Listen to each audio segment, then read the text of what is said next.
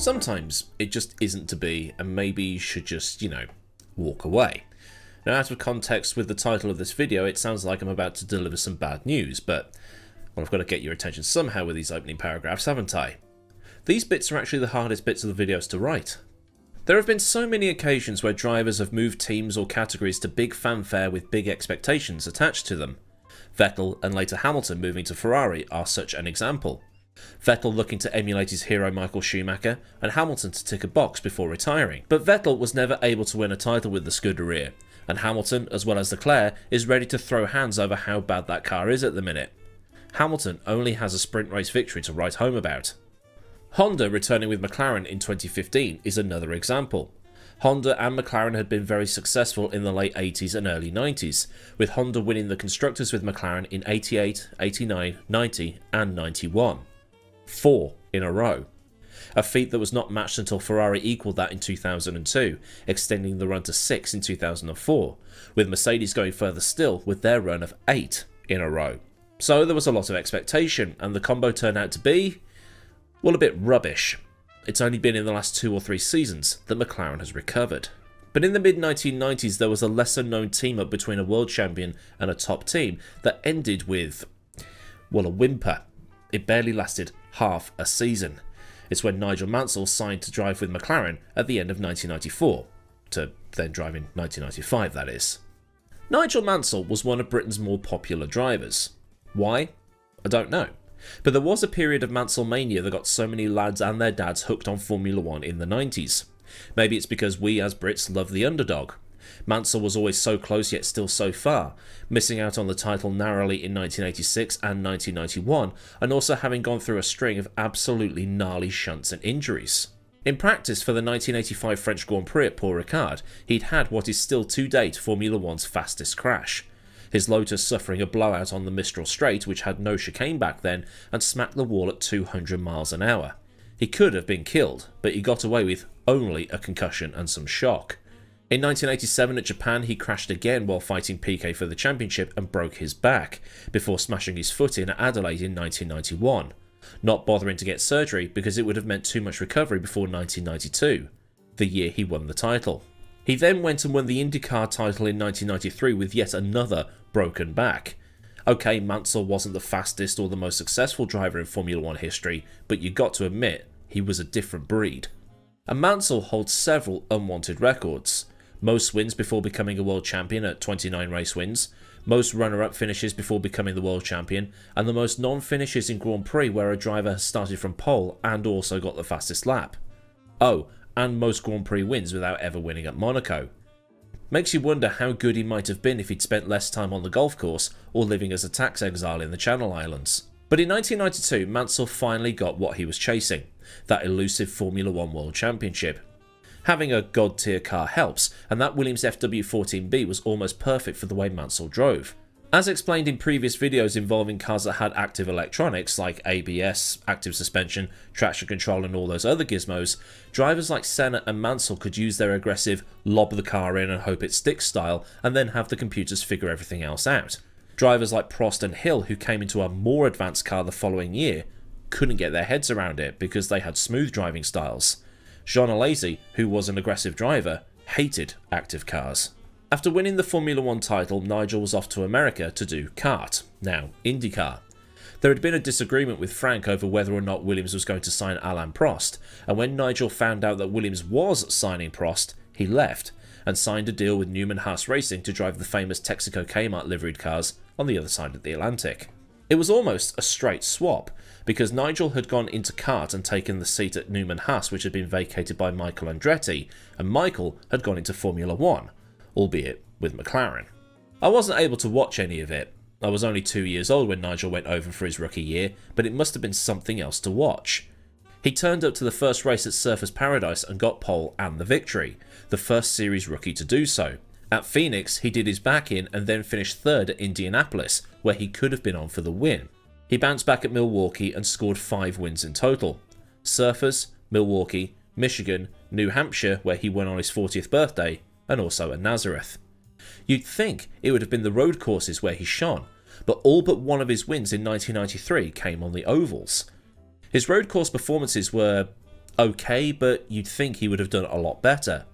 3rd at Long Beach, 15th at Detroit, 2nd at Portland, 3rd at Cleveland, 20th at Toronto, 2nd at Road America, 6th in Vancouver, 12th at Mid-Ohio, and 23rd at Laguna Seca.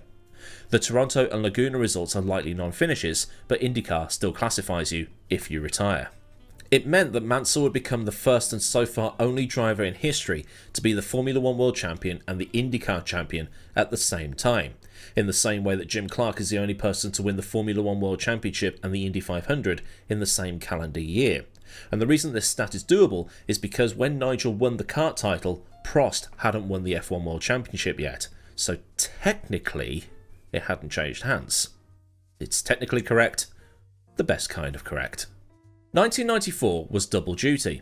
Whenever the kart season was on a bit of a break, Mansell would be back over in Formula 1 driving for Williams, being one of 3 drivers in the number 2 car over the course of the season. The first was obviously Ayrton Senna, who was killed at Imola, and then for the rest of the season, the seat was split between him and newly promoted test driver David Coulthard. Part of it was to help Williams retain the Constructors' title. The other part was business. With Senna's tragic death and Prost retiring at the end of 1993, it meant that Formula 1 did not have a single world champion on the grid. And understandably, the viewing figures had declined because of Senna not being on the grid anymore, particularly in Brazil, and Schumacher fever hadn't kicked off in Germany yet. So to help boost the numbers, Bernie helped Nigel unravel his kart contract so that he could race in both series if he needed to. And while Nigel did do the French Grand Prix in place of Coulthard, he came back for the final 3 rounds at Suzuka, Jerez and Adelaide once the kart season had finished. Mansell was being paid $900,000 per race. By comparison, Damon Hill, who was now the team leader after Senna's death, was on $300,000 for the whole year. Mansell did have some of the pace that he was known for, but Damon was still quicker on overall race pace, given that he knew the car better. Nigel did win the 1994 season finale at Adelaide, which would be his final win in Formula 1. He was also on pole for that race, and Williams hoped that he'd hold Schumacher up. The problem was, both Damon and the Michael overtook him and then later collided, which is still a video I need to do, I know, much like a wider video on Nigel's career. But then we finally get to where we need to be. 1995. Not how you'd want your career to end. Once again, business comes into the equation. McLaren was still with longtime sponsor Marlboro, but now had Mercedes power in the back of the car, which was McLaren's 3rd engine supplier in as many seasons. Honda had left them at the end of 1992. Ford was a stopgap for 1993, which left Senna and McLaren thinking what might have been, and after flirting with Chrysler and Lamborghini at the end of 1993, they settled with Peugeot for 1994. That was also a not-so-good year, and then they signed their long and successful partnership with Mercedes for 1995, although at the time they didn't know that they'd be the Constructors' Champions 3 years from now. The problem was Mercedes and Marlboro were at odds of what to do.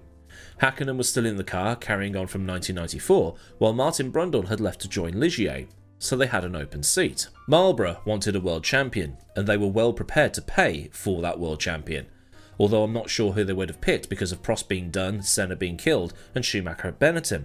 And then there's Piquet, who was also done.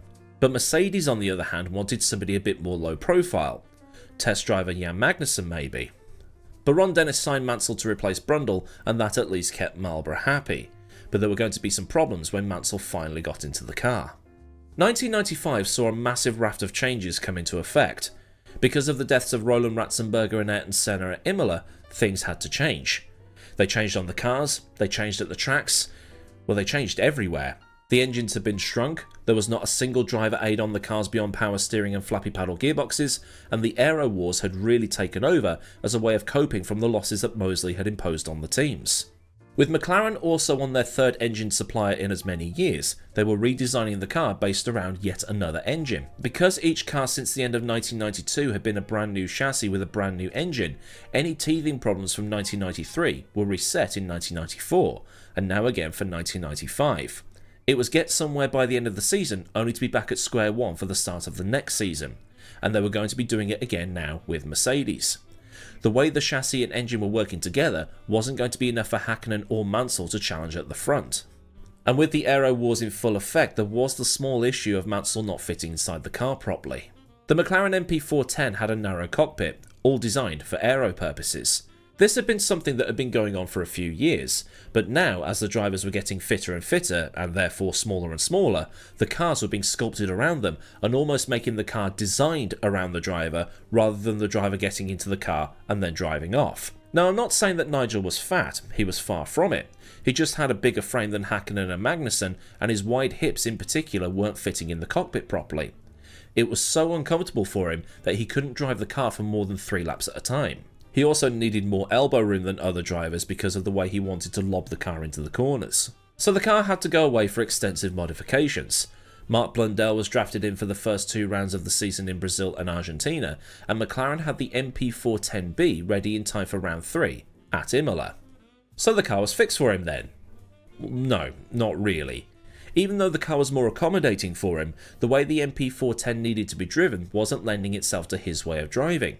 The car was leaning more towards understeer that Hakkinen was able to figure out and drive around. Motorsport.com noted a few years ago that Mansell would brake deep into the corner and rotate the car in one big motion, and then wrestle the steering wheel through the corner before powering out the other side.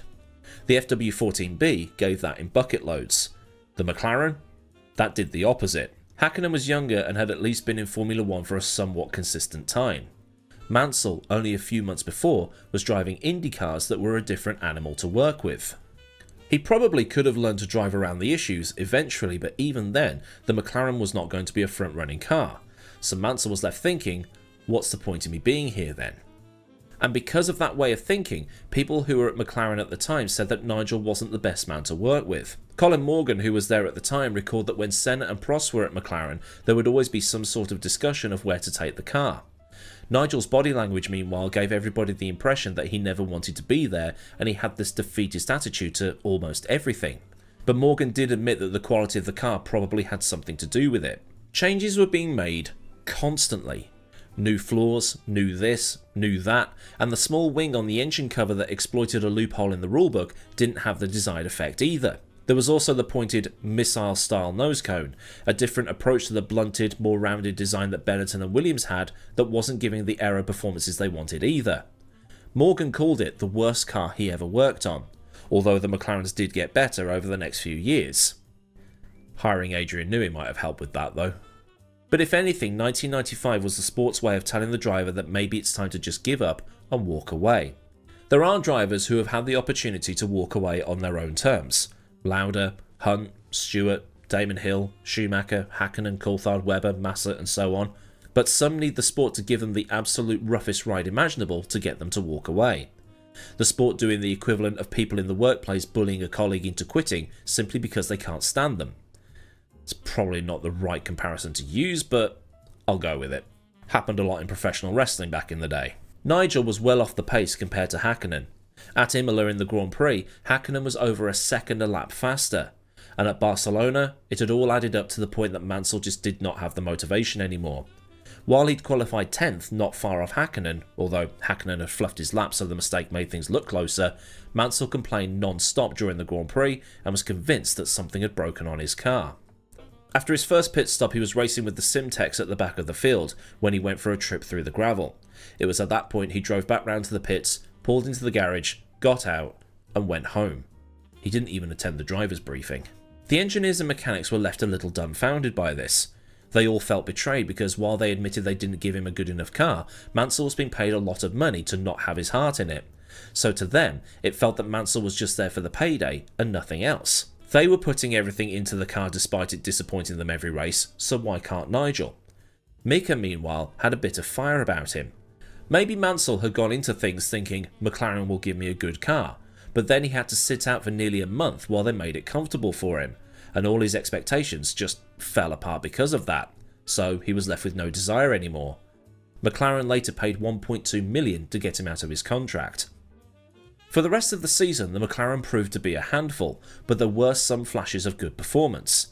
Hakkinen suffered from 8 retirements over the course of the season as the Mercedes engine proved to be unreliable, but Blundell was able to score points in the best of the rest category quite often. Hakkinen, when he finished, managed 2 podium finishes for the team, the first at Italy and the second at Suzuka, while Blundell grabbed a 4th place at Adelaide when Hakkinen was lying on a hospital bed after his massive qualifying shunt. Hakkinen also missed the Pacific Grand Prix at Aidan because he was suffering from appendicitis. Magnussen replaced him for that race. So it wasn't the way that Mansell would have wanted to end his Formula 1 career. He did admit later on that he should have stuck it out and tried to help develop the car, but he was 41 going on 42, and he just didn't have the motivation with how bad the car was. While his general demeanour would have rubbed people the wrong way, the fact that he wasn't given a good car didn't help. Although, that's not exactly the team's fault. It's not like they did it deliberately. Nigel always came across as a driver who, while he had the speed and talent, was often found doing the bare minimum. He just didn't have that extra bit that the likes of Schumacher, Senna and Prost had, where they'd number crunch and do the data stuff afterwards. So a mix of that, plus not having a car good enough for him to get in and go, it just all added up. Although that's just my opinion. But I wouldn't say that Nigel was like how some people describe Tommy Byrne as being, where they say that he was incredibly fast, but that's all he had. He thought that his talent would be enough to see him through to wins and maybe even a title. But the stories you hear about Nigel make it seem that Mansell just wanted to get in and go and just be a driver and have a fast car underneath him. But then, I wasn't watching Formula 1 at the time.